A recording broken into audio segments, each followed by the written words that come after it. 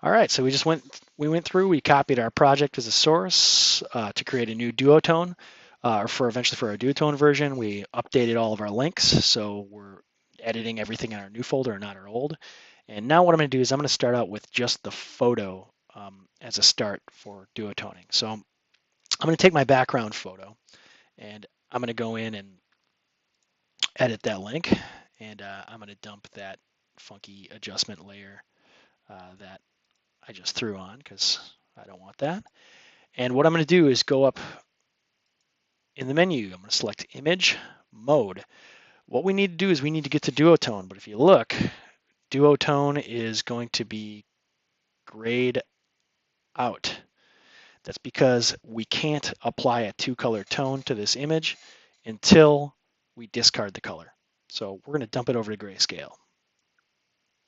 You may get messages that if you have any effects, like adjustments that have been applied, that they will want to flatten this image. If you get that, you're going to have to say yes, but you'll basically bake the look of the image into it by flattening those down. So I will do that. I'm now going to go in and choose Image, Mode, Duotone. Now what this is going to do is bring up a previous duotone I was working with. So I'm going to reset this to look like what you will have. You will probably have a default, which is a monotone base image. Let me get in on that. What we're going to do is, instead of monotone, I'll choose duotone. And we're going to start with one color, which needs to be a pure absolute black. So I'll click this switch, take a look. By pure black, I mean not just something that looks black, but something that is absolute black. And if I look at this image, RGB values are one way to look at it. They're all zeros, but what I'd also like to make sure is that I have a truly black plate color, because now we're going to be thinking in CMYK values because we're going to the print side. So what I'm going to do is I'm going to take and set the cyan to 0, the magenta to 0, the yellow to 0, and set my black to 100%. So I have a true print pure black, which you might go, hey, what the heck? It actually looks a little bit different. Well, that's because print black is not exactly the same as RGB black. Anyhow, I'll say OK, and we'll choose it. So we have a black color applied. I'm then going to take my second color. Let me click it. And what we're going to do for my second color is I'm not going to pick with just some picker. We're going to end up picking an ink color that we're going to work with. So we're going to use black and some other ink color that we're going to put on the second plate. And we'll talk more about this in the class, but I'm going to pick from the color libraries. And when I go in, I have a lot of libraries to pick from. What we're going to do for the purpose of this class is we're going to pick out of the Pantone solid coded library. And I'll end up giving you a specific Pantone value depending on what we pick to work with for the project. So I'm not sure what we're gonna go with necessarily, but I'm gonna say let's pretend that we're gonna end up picking a fluorescent ink color, and I think it's like Pantone 300 level. We'll say pick Pantone 395C.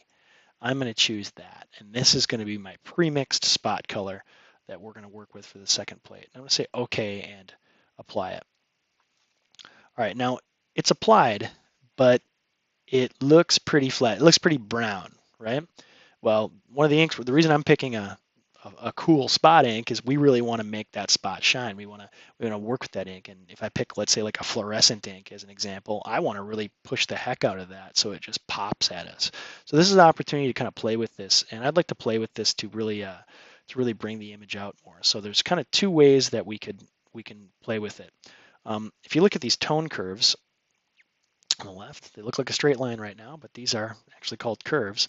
If I click on the black as an example, you kind of have input and output channels. So if I want to make the less black or more black in the image, I can adjust these sliders to just the overall amount of black tint. If you notice right now, as I take this down, the 100% full black tones are now going down, and I can play with this throughout the image. I'm gonna cancel to go back where I was because I don't think I'm gonna adjust that too much yet. But I will adjust this side. Let me click it here and show you what I mean. I'm going to look and see if I can really push more of that yellow into this. by the highlight parts of the image. So this means the parts that are more white. I'm going to go through and really push that yellow color through and maybe pull it back out of the shadows a little bit, play with it to see what we're working with. There's ways that we can really, really push this color. And this is kind of a good start with it. I've made it more yellow. I'm just going to say okay. I've made it much more yellow, so my black and yellow colors, but I want to push it even further. And for the purpose of this class, I don't want to really get into the depths of how tone curves work in great detail, but I'll certainly show you how you can push them around a little bit. And we're going to use an adjustment layer actually to control the duotone further. So I'll say okay. I'll go back. And what I'm going to do is grab a little adjustment layer, and you're going to notice that your choices are now really limited because without full color, you can't do a lot of this stuff. But one of them you can grab is curves. And I'm going to grab that. And you can also do other things to add to this. I mean, one thing I could do is maybe really bring up the contrast as well, in addition to the curves. So I could pop brightness contrast filter on it as well. Go in and maybe really make the image contrast a little bit different, kind of push it around. I'm already making it look much more yellow just with that. Kind of plays with the exposure a little bit. I'll bring up my curves. All right, this is kind of a fun one. So what we can do is we can select kind of color ranges that we want to work with and have them affect the curve. Or if you use this little magic button and enable it by clicking it here. So I have this clicked and I have the curve selected. What this is going to do is allow me to sample colors and bring them out more. So as I move, it shows me where this is located in the tone curve. The shadows are located much more on the top of the curve. So as I sample that, I see it. The highlights are located way more down toward the middle and bottom of the curve where it's white.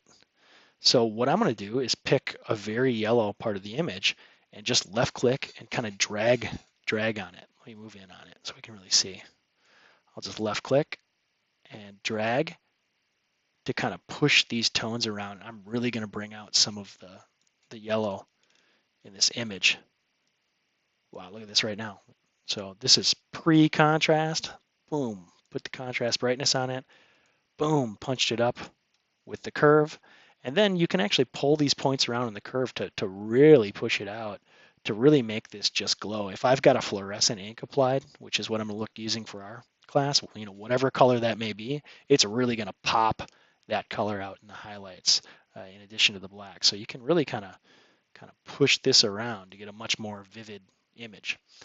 All right, so with that set, I'm going to say I like this. I'm going to run a file, save. I'm going to jump back to my InDesign document, and boom, there we go.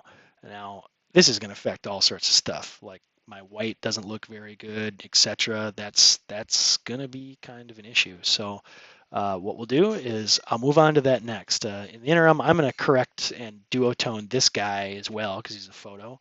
If you have vector artwork, we'll kind of cover that in class, but you can use some of the techniques that we'll talk about for altering the InDesign text to affect vector artwork. All right, so in the next video, we're going to move on to playing and making sure that you actually have duotone set up in the rest of your document and checking those colors.